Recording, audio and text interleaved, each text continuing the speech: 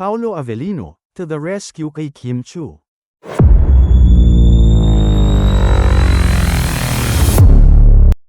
Sunod-sunod na ang pagpapakilig ng Kim Pao sa social media na siyang dahilan kung bakit pangmalakasan na naman ang pag-trending nina Kim Chiu at Paolo Avellino. Matapos nang dumagundong ang Araneta Coliseum sa paglabas ng Kim Pao sa Christmas special ng kapamilya, heto't spotted naman na magkasama ang dalawa sa kanilang paboritong workout gym.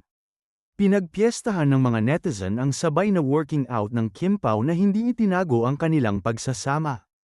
Pero may kwentong binuo ang mga solid fan ng Kim Pao na sinasabi nilang concern. Love na ipinakita ni Paolo kay Kim.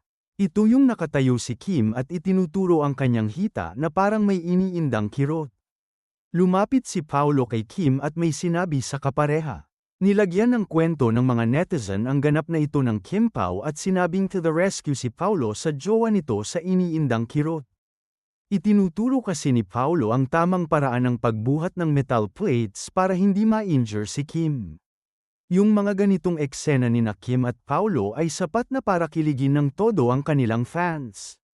Mas lalong nakumbinsi ang mga fani na magjowa na ang dalawa sa panibagong resibo ng kanilang pagsasama.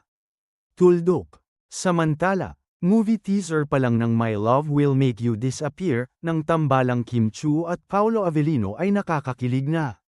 Super excited na ang mga fan. Ibinahagi ng Star Cinema sa kanilang Instagram post ang teaser ng unang pelikula ng Kim Pao sa direksyon ni Chad Vidales na ipapalabas sa February 12, 2025. Nag-share naman ang mga fan ng kanilang excitement. We are very much excited. Ready na po kami, opo. Grabe yung teaser pa lang sobrang nakakakilig at exciting na. Kabang-abang talaga. OMG. Grabe ang chemistry. Sobrang kilig. Say pa ng mga netizen, nakapagdagdag sa kanilang kilig ang OST nitong Dilo ng singer na si Maki.